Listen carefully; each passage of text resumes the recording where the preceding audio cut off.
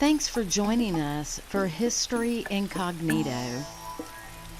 The series that we are focusing on now is Operation Mindcrime in America.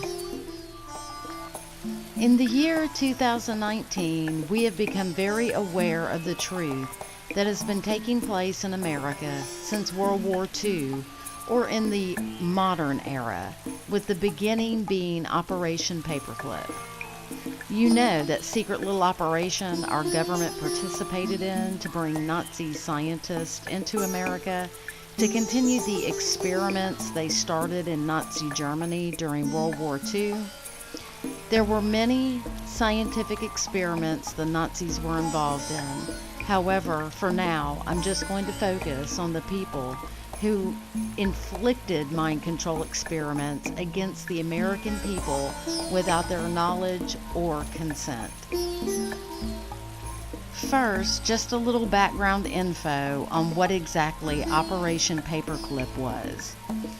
According to Wikipedia.com, and I quote, Operation Paperclip was a secret program of the Joint Intelligence Objectives Agency, largely carried out by special agents of the Army CIC, in which more than 1,600 German scientists, engineers, and technicians, such as Werner von Braun and his V-2 rocket team, were taken from Germany to America for U.S. government employment, primarily between 1945 and 1959.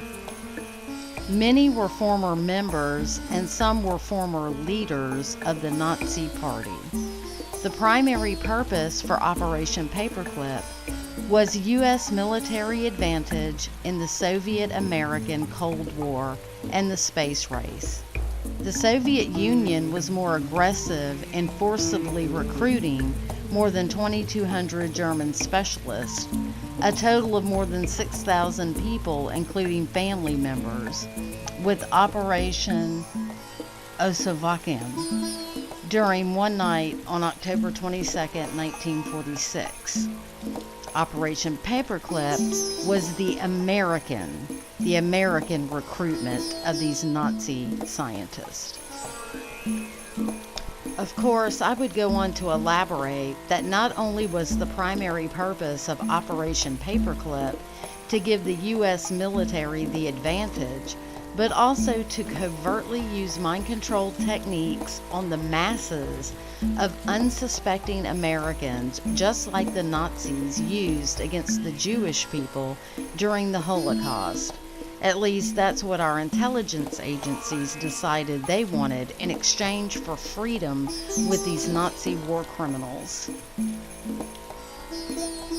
Enter Project MKUltra, which according to Wikipedia.com is, and I quote, Project MKUltra, also called the CIA Mind Control Program, is the code name given to a program of experiments on human subjects that were designed and undertaken by the United States Central Intelligence Agency and which were, at the time, illegal. Experiments on humans were intended to identify and develop drugs and procedures to be used in interrogations in order to weaken the individual and force confessions through mind control. The project was organized through the Office of Scientific Intelligence of the CIA and coordinated with the U.S. Army Biological Warfare Laboratories. Code names for drug-related experiments were Project Bluebird and Project Artichoke. The operation was officially sanctioned in 1953, was reduced in scope in 1964, further curtailed in 1967, and recorded to be halted in 1973. The program engaged in many illegal activities, including the use of U.S. and Canadian citizens as its unwitting test subjects, which led to controversy regarding its legitimacy.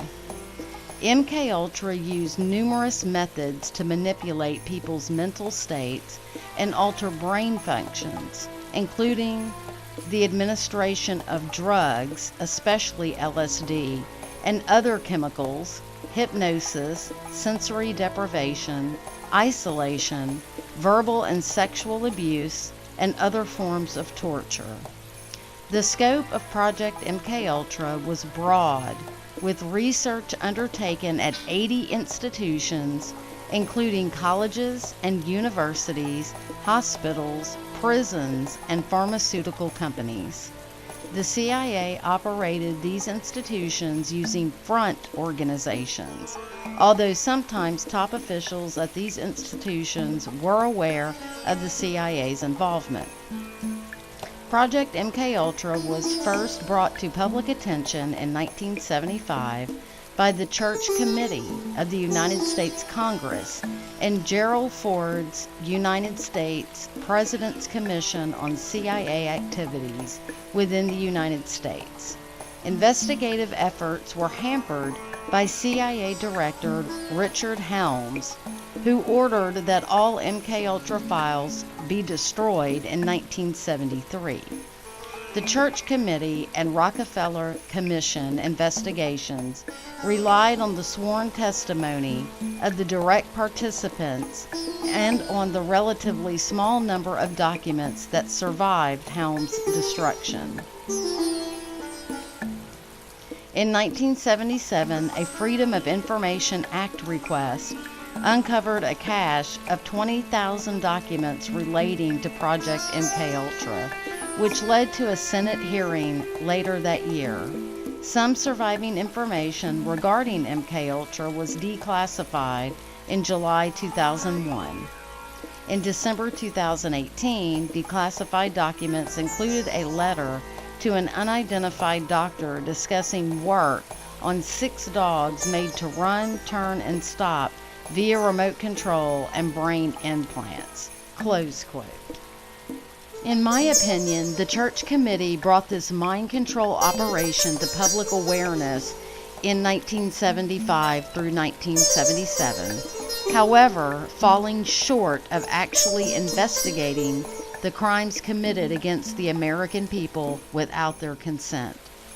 The Church Committee never really brought any full resolution to the problem, nor do I believe the committee ever really intended to.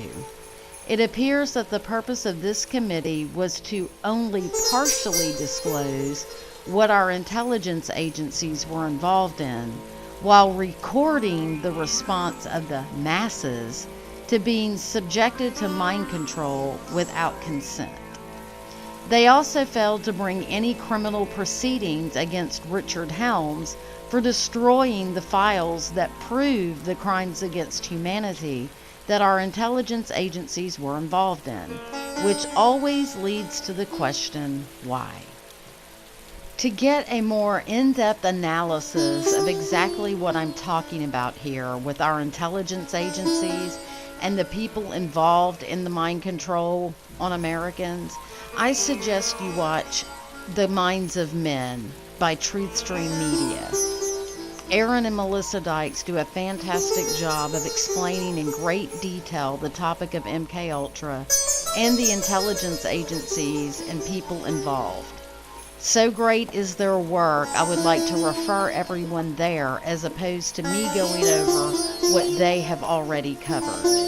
It really is a great watch, and I highly recommend it. My series is focusing on the actual people involved in their role in what I like to call Operation Mindcrime in America.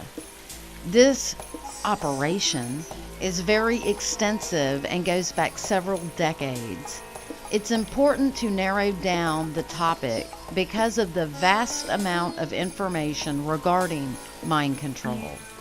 I believe in taking a closer look at certain individuals, for that will provide a better understanding of how these people were able to carry out these atrocities for so long before the public noticed. I also believe that you will start to see a pattern emerge here, a pattern of mind control that they are still using against the American people today. You will also notice those involved in committing these acts were or are associated with certain foundations, like the Macy Foundation, the Rockefeller Foundation, the Henry Ford Foundation, the Carnegie Foundation, and that's just naming a few. You will also notice these foundations are named for and funded by the same quote-unquote elite families associated with the bloodline families. As the saying goes, everything is connected. And the first person we will be taking a look at is Dr. O.J. Andy from the University of Mississippi.